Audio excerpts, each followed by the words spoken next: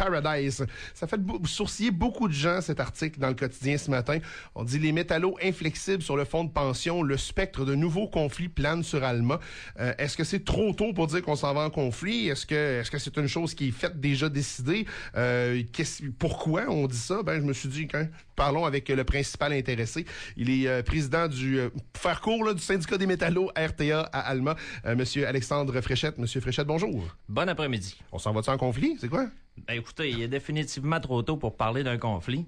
Je pense que l'article relate, en fait, notre présentation de notre mémoire dans le cadre du sommet économique régional, où on a lancé, nous, un cri du cœur, OK, au gouvernement, qui s'adresse au gouvernement, de modifier les ententes secrètes qui permettent à RTA, notamment, de financer un conflit de travail, tout comme on l'a vécu en 2012. Dans le fond, c'est essentiellement ça. Là, on n'est pas déjà en train de penser à qu'est-ce qu'on va faire comme moyen de pression l'année prochaine puis l'autre année d'après. Là.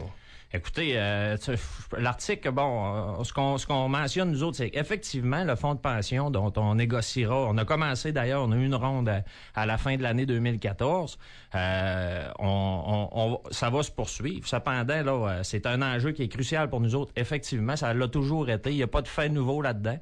Ce qui est à nouveau cette semaine, c'est vraiment notre présence mardi soir pour réitérer que le gouvernement doit absolument corriger ça. C'est une aberration. C'est contre-productif. On demande au peuple du Québec de faire un effort supplémentaire dans le cadre de l'austérité quand on permet à une compagnie éventuellement de se financer un nouveau conflit de travail. Et ça, pourquoi? Faut bien le voir. C'est pour diminuer les conditions de travail des travailleurs. Là. C'est ça au bout de la ligne. Là. Donc, c'est de ça dont il est question.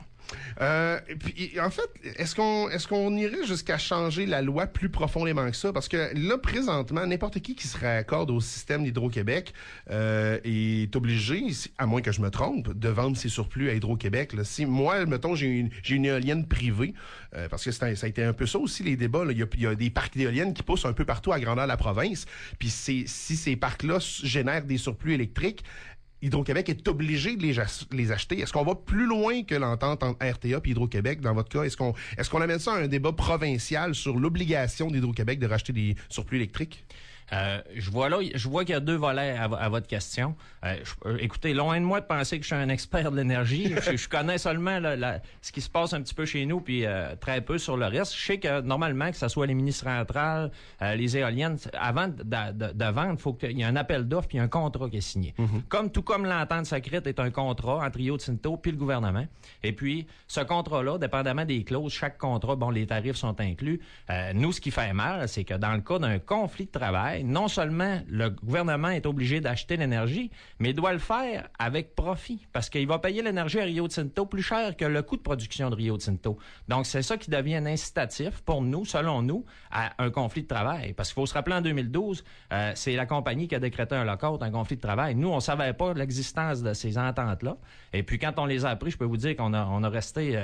on pensait pas que dans une société nord-américaine, ça pouvait exister encore, ce genre de choses. Donc, ce qu'on presse le gouvernement, c'est d'agir, puis c'est de corriger cette possibilité-là, ce qui est de faire des profits dans le cadre d'un conflit de travail, donc d'arrêter d'avoir un incitatif. Si le gouvernement agit pas, est-ce que vous entrez dans un autre mode? Parce qu'à quelque part, puis je comprends très bien votre position. Je comprends, tu sais, si je voulais faire de la peine à mon employeur, puis j'essayais d'y faire empêcher des entrées d'argent, puis qu'il y avait quand même une autre source de revenus ailleurs, puis qu'il me dirait, reste en lockout ou reste en grève le temps que tu veux, mon pit, ça me change absolument rien. Je comprends très, très bien votre situation. Mais cela étant dit, mettons que le gouvernement décide de ne pas légiférer ou de ne pas changer l'entente qu'il y a, il est pas partie prenante dans votre combat, si on veut. Il est pas impliqué autant que ça. C'est pas votre employeur, autrement dit. Vous faites quoi? Bon, effectivement, écoutez, dans un premier lieu, par rapport au gouvernement, sachez une chose, on est en croisade. Là. Depuis le conflit de 2012, ça a été une aberration. Ça fait qu'on n'a pas lâché, on a rencontré les intervenants, il s'est manqué des occasions. On est en négociation, présentement, le peuple du Québec, avec Rio Tinto Alcan, pour avoir de meilleures conditions encore pour faire les projets d'avenir. On a un rapport de force publique. Mm-hmm. C'est le moment de... Puis ce genre d'aberration-là va se négocier de gré à gré. Cependant, écoutez, ça veut pas dire, nous, de toute façon, on négocie avec la compagnie quand même. Mm-hmm. Il va y avoir une négociation, puis on va la faire de bonne bonne foi.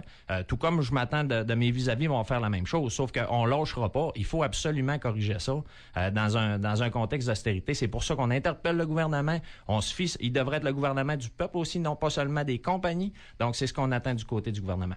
Monsieur Fréchette, merci beaucoup d'être passé aujourd'hui. Ça m'a fait bien plaisir. Merci beaucoup. Bonne fin de journée.